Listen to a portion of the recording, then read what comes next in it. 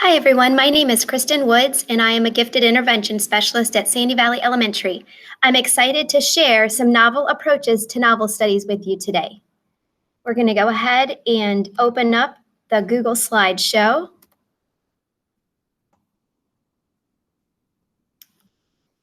All right, in this session, there are three main goals. First of all, the first goal is to explore a variety of ways for students to interact with a novel. Secondly, I'm hoping that you'll gain an overview of how to introduce depth and complexity icons during a novel study. And lastly, we're going to look at how to incorporate creativity and specific skills into a culminating novel project. Before we get started with the different novels, I did want to give you an overview of what I do and how I do novel studies in the different classes. So my primary groups that I work with are 3rd through 5th grade English language arts classes. The teachers and I co-plan and co-teach together. We do have whole class novel studies, but we also do some small group book clubs with novel studies as well. Our gifted kids are clustered together into groups within 1 or 2 different classrooms in the grade level. We have gifted clusters in 3rd and 4th, and then 5th grade, we have an advanced ELA class that is made up of both gifted students and also high ability reading students. The first novel study we're going to explore today is Chasing Vermeer, and this book was new to me a couple years back, but I'm so glad that I tried it out for the first time because it is one of my favorite books and also one of my students' favorite books. A book talk for this book in a sentence would be, Chasing Vermeer is a suspenseful mystery that interweaves patterns, pentominoes, codes, art, and history into a thrilling story. So this book is pretty neat because it brings in a lot of different content areas within a novel. This is a link to an actual book talk. If you would be interested in using this book with your students, this would be a neat short video to share with them. So we used Chasing Vermeer with our 5th grade advanced ELA class at the beginning of 5th grade. So the teacher and I decided that we wanted to introduce our depth and complexity elements and icons to the kids right off the bat. So we thought that introducing them through Chasing Vermeer would be effective. Depth and complexity is just a different approach to getting kids to think differently and deeply on something that they're reading or something that they're studying. So this is an overview of how we introduced and used depth and complexity icons with our class. These icons are great because they're not specific to Chasing Vermeer. Obviously, you can use them with any novel study, and they actually can be used across content areas.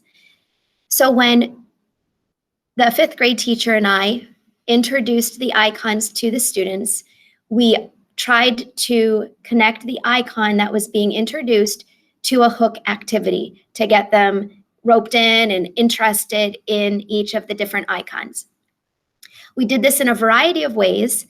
One of the ways you can see is through the elephant picture, and that was for the icon of multiple perspectives, getting kids to consider a concept, an idea, an event from different perspectives. So as you can see that picture, we showed the kids and showed them how lots of different people and their angles viewed the elephant in many different ways. Another way we introduced our unanswered questions icon was by showing a brief video on what happened to the Mary Celeste. And that was a great short video on a shipwreck that occurred, and the ship just vanished. Nobody really knows too much about it. And so we introduced that video to hook them in and ask lots of unanswered questions as to what really happened to the Mary Celeste. Did it in fact wreck? Did something else happen? And the kids were really excited to dive into the unanswered questions icon because of that hook. The last hook that I want to share with you for right now is the big idea hook that we used. We did an activity called What's Your Sentence? We started by showing this video, which I'll show you in a second, and the kids had to create a big idea in one sentence about what they wanted to be remembered for or the impact that they wanted to have. So showing them this video. This video is of high school students. Obviously, our kids are 5th grade, but then I do have some pictures to share with you about their one-sentence posters that they created. They did a really great job. So let's go ahead and we're going to take a look at this What's Your Sentence video, and then I'll share with you in a little bit some other examples of our student What's Your Sentence posters.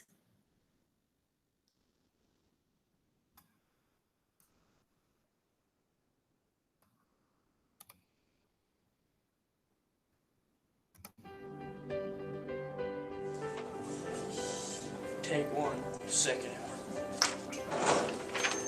What's my sentence? She helped me realize that every day is another chance to make a new ending. Okay.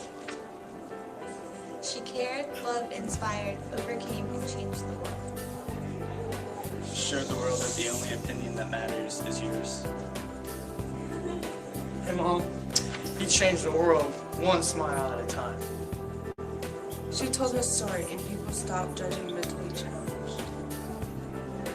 She cared for everyone, even when everyone didn't care for her. He gave second chances. She changed the world by showing people that there is more to life than just you. She changed my view of the world. She helped encourage others to do great. He set goals and achieved them.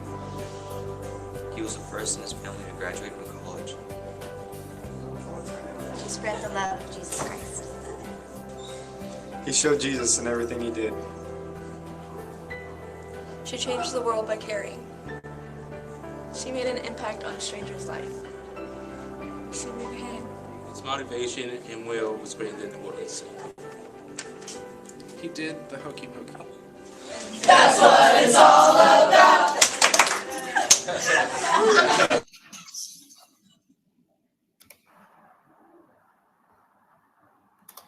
So that was, again, high school students that shared What's Your Sentence? And now we're going to take a look at some of the sentences that our 5th grade students came up with.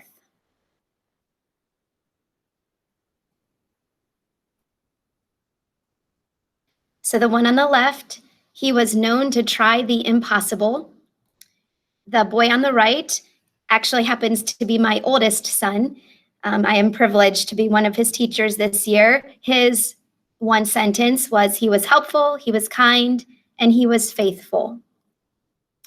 Some other examples from our students. She is an incredible dancer who makes mistakes and learns to fix them and learn to believe and be happy and achieve. She was kind and caring. She made everyone feel included. He wanted world peace through Jesus, and she was known for her kindness and her courage. And then a couple more that you can take a look at. The one I really like is on the right-hand side. She made people happy with just a smile.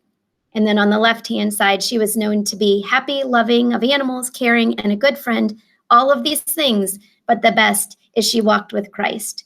So as you can see, our 5th grade students really took this challenge to heart. They really embraced the big idea, depth and complexity icon, and they had a great time with this activity. We're going to go back now. Once we introduced the icons as we went, we also encouraged the kids to connect them and use the icons during their weekly reading of their novel, Chasing Vermeer. And we did this by using weekly icon bookmarks. We chose to give the kids the specific icon bookmarks after introducing the icons at the beginning of the week. And then throughout the week, they had to jot down evidence of how that icon is seen in our section of text. You can also see underneath the icon title on the bookmarks, there is a prompt or a question that the kids have to really focus in and take a look at. We did tier some of the questions based on the icons for the different levels of student readiness in our classroom at times, and then at other times, everyone had the same common icon question that they were to be in search of throughout the week. And the kids then took these bookmarks and their thoughts and evidence, and then we would get them into small group discussions, and they would get to share their thoughts based on the book as it related to the icons. I did include a couple recommended resources for you. On the right-hand side, one of the recommended resources is Ian Bird's book, which is right down below here, and website. This book is amazing. It gives excellent ways to introduce the icons and those good hook activities. It provides question stems for the different icons, as well as other ideas of using the icons. So I would highly recommend this Gifted Guild Guide to Depth and Complexity. And then we're going to take a brief look at this Introducing the Icons page on Ian Bird's website. And this is a place that I would suggest going if you're new to depth and complexity and you'd like to use it in your classroom. I know this was very helpful to me. So we're going to take a look at that website right now.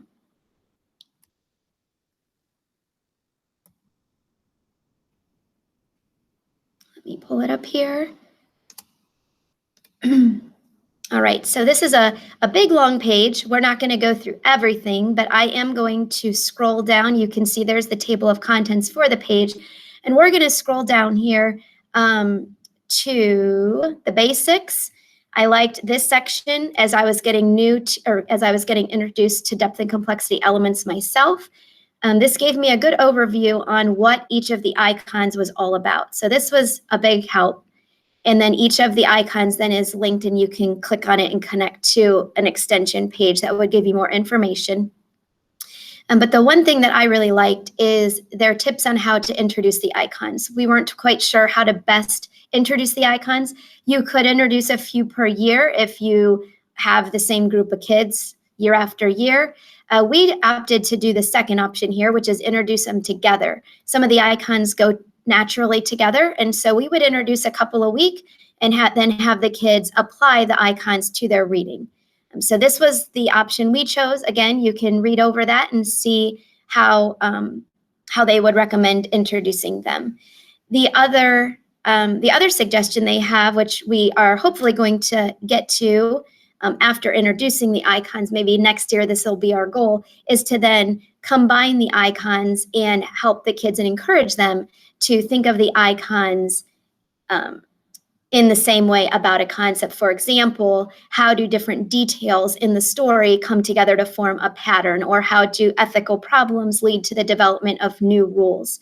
So that is an even higher level way to then extend and stretch the depth and complexity icons.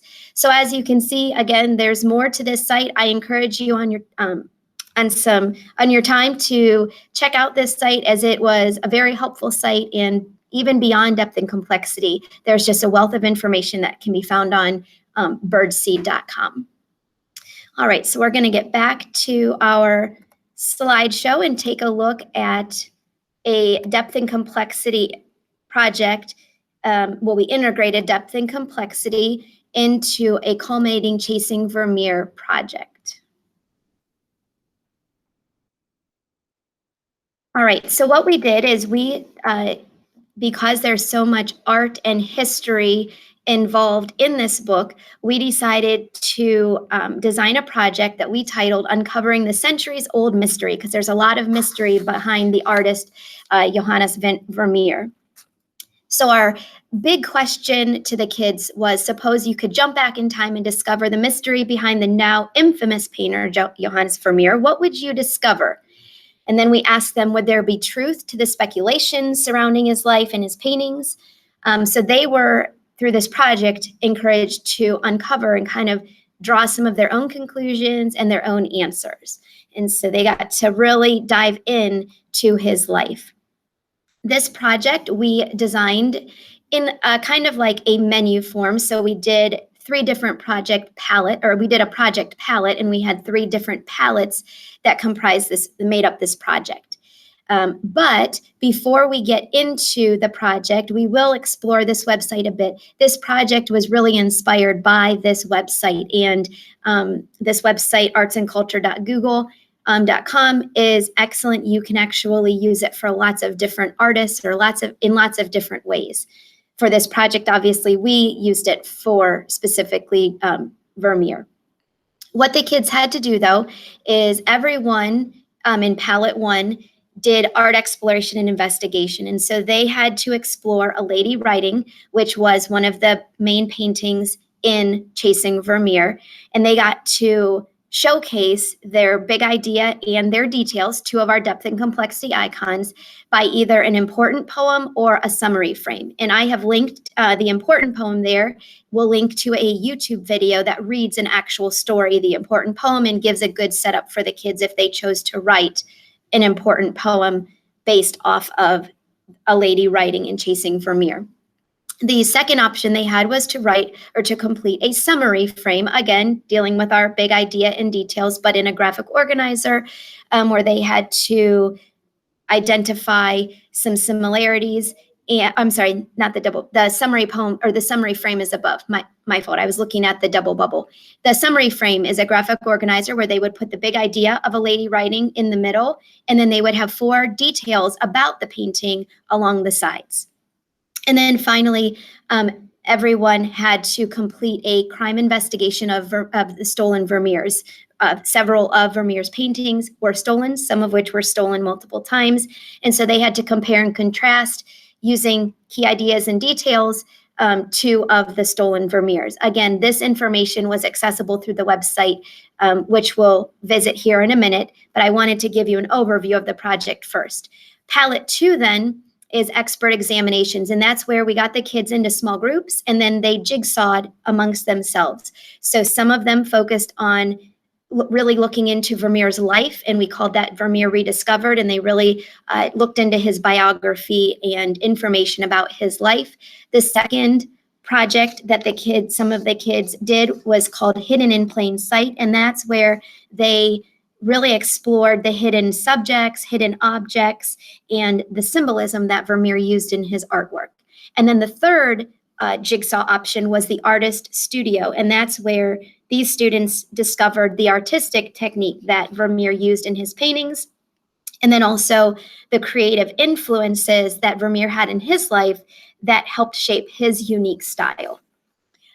So once these kids jigsawed, and once our students researched and gathered all of their information on their specific expert topic, they then got to choose a project from our project menu to then showcase their learning. And so we've listed that they had 9 different options, but the top 3 options, some of them they chose were an infographic using Canva. If you're not familiar with that website, I have linked it for you. It's a great website for infographics, posters, things like that, and they can create them and then print them off for free. Of course, some students did choose slideshows, and then we did have a couple students create interactive bulletin boards based off of their expert topic.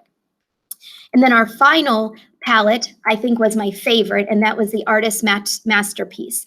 Because Chasing Vermeer was a book that incorporated a lot of art and creativity, we decided to turn our classroom into an art gallery. And so everyone got to create their own art masterpiece. And so I have a couple pictures for you because you can see it was free choice. They didn't have to paint. They could write a poem. They could do digital art. They could do a sculpture, a model. And so you'll see that a lot of kids took this challenge and creative opportunity in many different ways. But it was really neat to see what they came up with for their piece of art. And then we did encourage them, just like Vermeer did, to hide some hidden meanings and have some symbolism within their art projects. So as you can see, the girl on the left, she chose to write a poem in a style that actually we learned and explored last year in 4th grade with her. And then she also painted 2 clay pots, and then obviously had some hidden meaning and symbolism written down so that we could see the hidden meanings behind her pieces of art. The girl on the right, she chose to do a digital art and had some hidden symbolism and meaning as it related to her family. The boy on the right, again, that's my son. He chose to draw a snowboarder, and he really keyed in on his interests, but then had hidden meanings within that snowboarder drawing and picture. The boy in the middle is fascinated with Paris, and so he created a scaled version using popsicle sticks and cardboard of the Eiffel Tower. And then the girl on the right did a canvas drawing, and she drew a scene, but then within her scene, you can see that piece of paper there, and those are all the hidden meanings and symbolism as it relates to Vermeer's life. So she modeled her artwork off of Vermeer and incorporated a lot of factual information into a creative piece. So that was an overview of palette 1, palette 2, and palette 3. And now we're going to take a quick glimpse at the project choices menu is there with some different options that we provided for the kids. And then the page on the left is one of the pages in their project packet that overviewed the different parts that I just explained. So before we take a look at the next novel approach to a novel study, we are going to take a look real quick at the website, again, that inspired this project.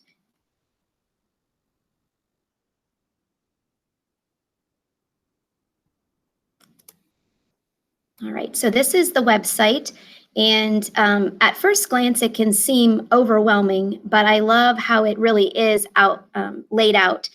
Each of the different pictures and have different links that will take you to a certain topic or aspect about Vermeer. So this 12 things you didn't know about Vermeer, that was a place where our kids that were really studying Vermeer Rediscovered went to and got some information. Down here, so you can actually click on each one of his paintings, and you are able then to explore information and facts behind each of Vermeer's paintings. And so it gives a lot of information about that. The one other place that I did want to go to today was this one down here, The Incredible Story of the Stolen Vermeers. This was where the kids went to discover and learn about the stolen Vermeer paintings for their first part of their palette project, which was either it was the double bubble with the crime scene investigation. And then as you scroll down, this is where the kids that focused on Hidden in Plain Sight went to, and they got to explore the music that he kind of put into his paintings. Pearls, obviously, there was a trend or a pattern that took place with some things that appeared in several of his paintings, and then maps, and then his paintings within a painting. So again, there's a lot of great information embedded within this site that the kids could research and explore. And finally, the artist studio, and this is where those kids that discovered the artistic techniques that Vermeer used and his creative influences went. There's a lot of different links here that they could click on. So as you can see, all the research needed for this project was primarily found and gathered right from this one website, which is excellent. All right, so we're going to actually go ahead and move on now to the next novel approach to novel studies. I'm going to go ahead and pull back up the Google slideshow. All right. All right, so another novel study that we do here at Sandy Valley, again, we use this book with our higher ability kids and our gifted students. We have used this in 4th grade. This year we did use this in our 5th grade advanced ELA class. And we used this book, we used discussion questions, higher level thinking questions with this book. But as the kids read the book, they were tagging evidence and gathering information to eventually at the end complete a one-pager project. And a one-pager is great because, again, it can be used in several different ways with any different book. It can even be used really across subject areas. I often see one-pager projects being used more at the middle school and high school level, but we did try it at the 5th grade level, and I've also tried it as low as 3rd and 4th grade, and the kids did a great job with it. So a one-pager, some one-pager key highlights, if you're not familiar with this strategy or this approach to projects or novels, is it gives freedom for the teacher to select any skills that the kids can focus on and really explore and dig into. One-pagers give the teachers the ability to tier or provide choice to students, which we'll take a look at here in a minute. And then, like I said before, it can be used with any content area, book, or topic. And it's great to even use when multiple different book clubs are going on in a class, because it's generic. It can be generic enough to where kids can apply the different skills to whatever book they are reading. So here are a couple different resources. The left one-pager choice board is a generic choice board, and I will this is uploaded in the place where you can get this this presentation, as well as some other resources that I will have provided for you there. So this will be there, and these are 12 different one-pager topics that they can include in their one-pager board. Again, a one-pager is like a visual way to understand some key aspects and elements of a story. In the middle are the one-pager cheat sheets. So this resource does align with the one-pager choice board on the left. This is a place where kids can take some notes, brainstorm, and it gives each of the one-pager requirements a little bit more explanation. So we definitely used this resource with our kids as we read through Hatchet and as we introduced the one-pager project. And then on the right, there are some free one-pager templates for kids as we get to the actual final design of the one-pager. We have some kids that are naturally creative and they want to design their own template and their own organization for their one-pager project.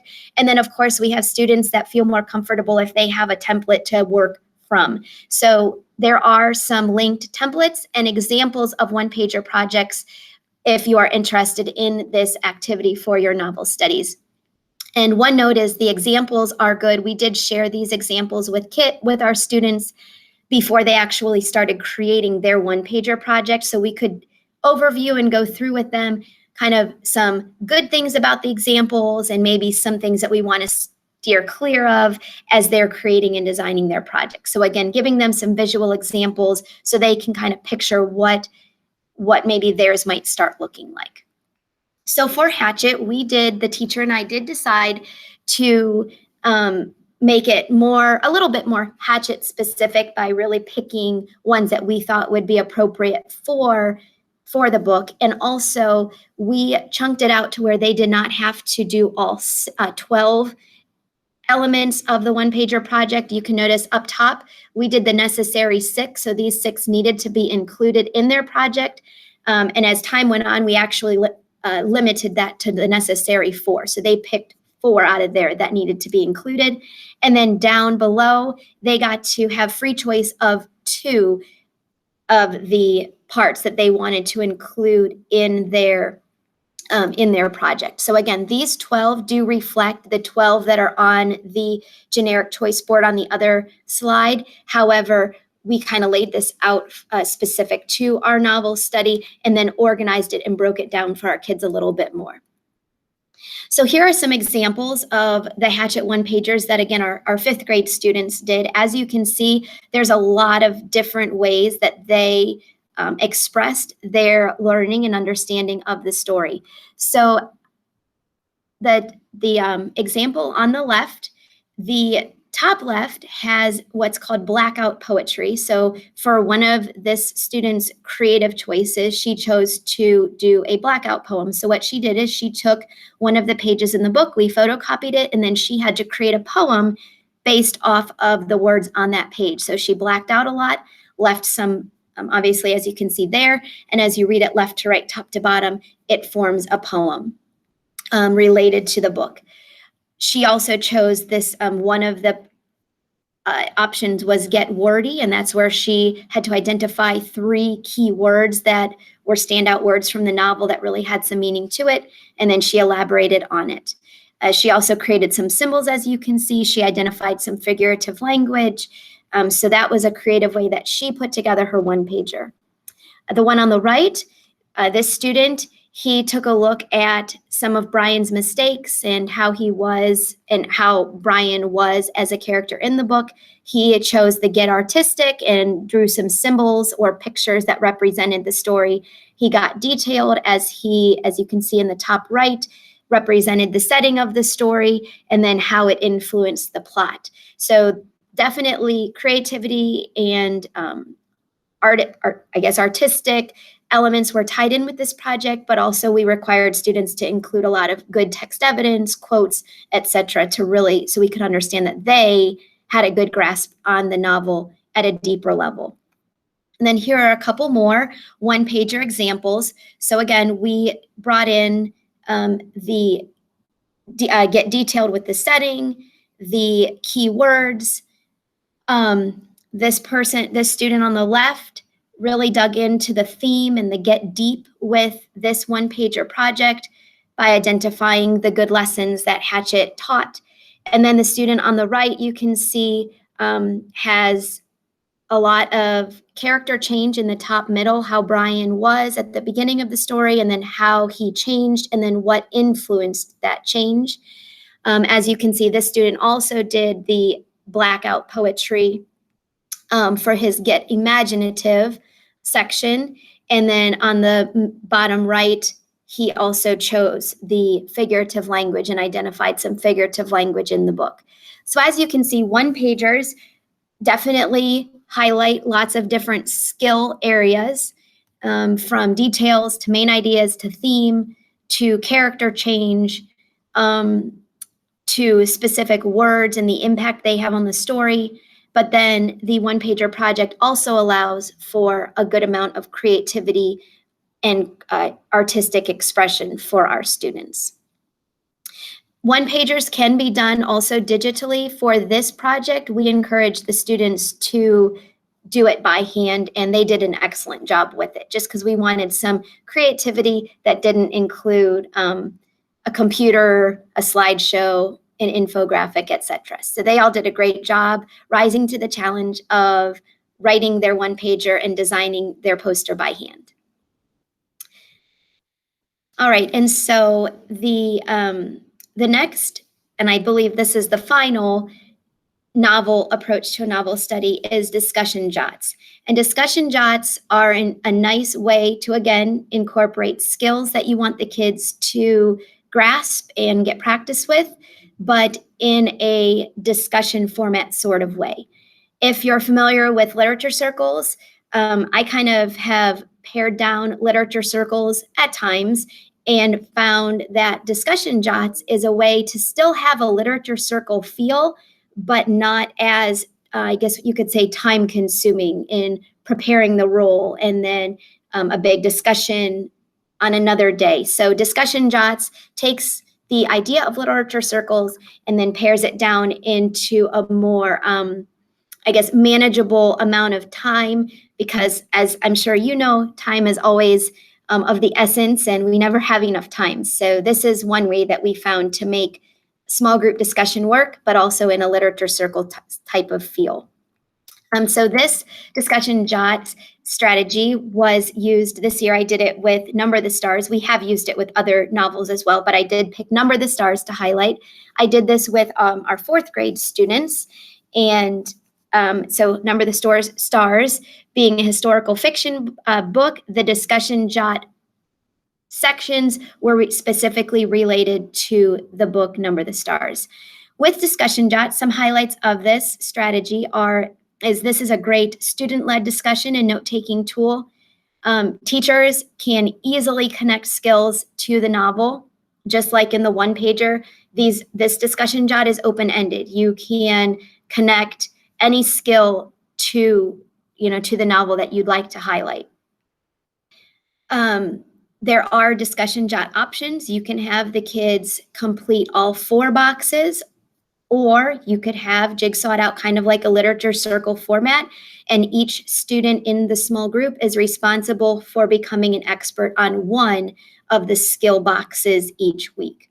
And then as the kids prepare their discussion jot, so if we take a look at the discussion jot over here, The top left, as you can see for Number of the Stars, courage was a common theme interwoven throughout the novel. So we had a courage collector, and in this box, the students had to take notes of how courage was revealed throughout their weekly section of text. They had to provide text evidence. They had to ask follow-up questions to their group in this box. So again, it generated a lot of good discussion.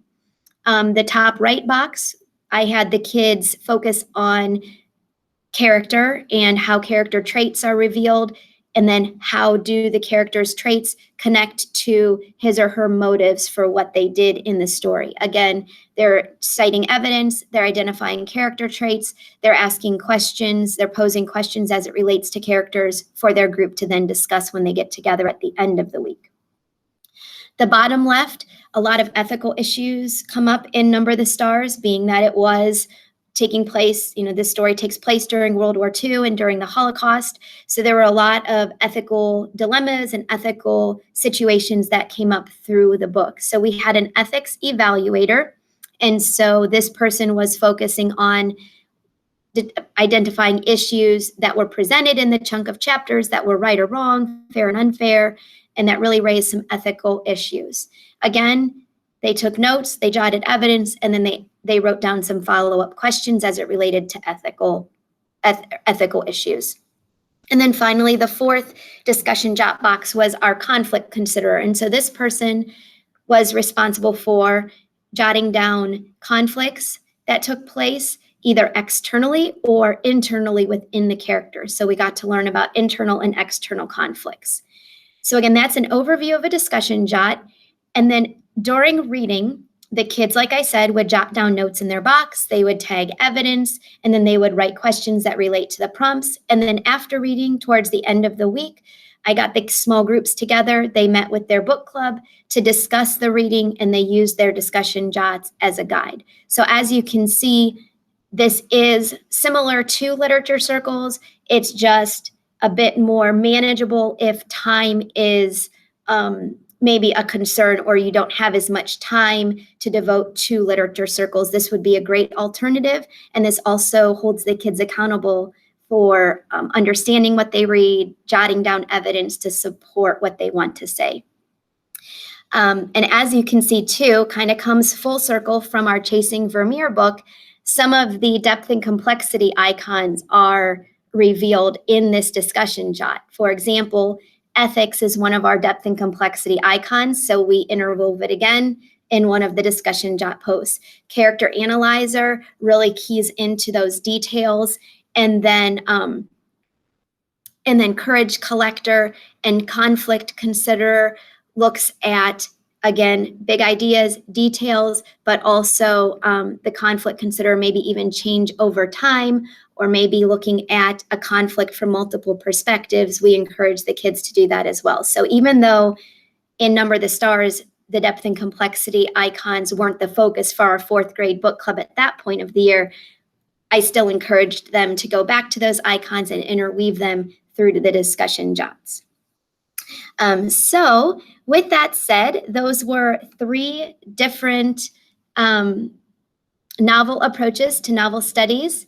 Again, the first one being the depth and complexity icons as it related to Chasing Vermeer, and then that interdisciplinary project that was designed at the culmination of Chasing Vermeer, where we did incorporate some of the depth and complexity icons through that project that the kids got to continue practicing with. The big ideas, the details, the across disciplines as art was looked at.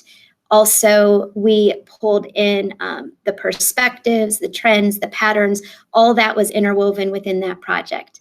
Then for Hatchet, we took a look at a one-pager approach, and that was where you selected specific skills that you wanted the kids to be on the lookout for during their novel study.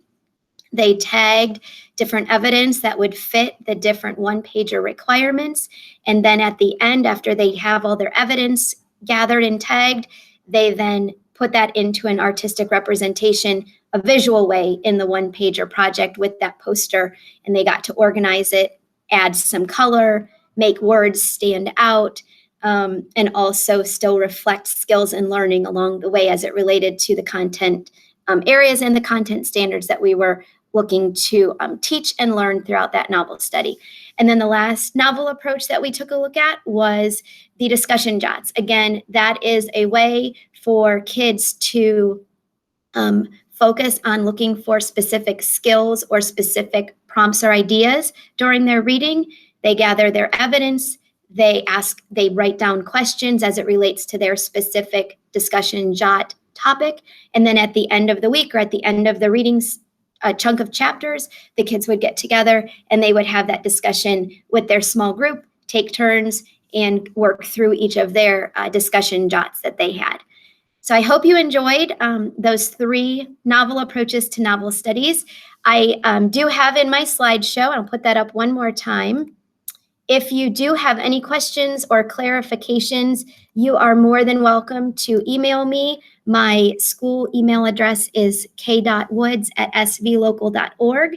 If you have questions about the Chasing Vermeer project, if you have questions about the one-pager project, or even the discussion jots, or would like to learn a little bit more about any of them, or if I said something that needs a clarification, I apologize, being not in person.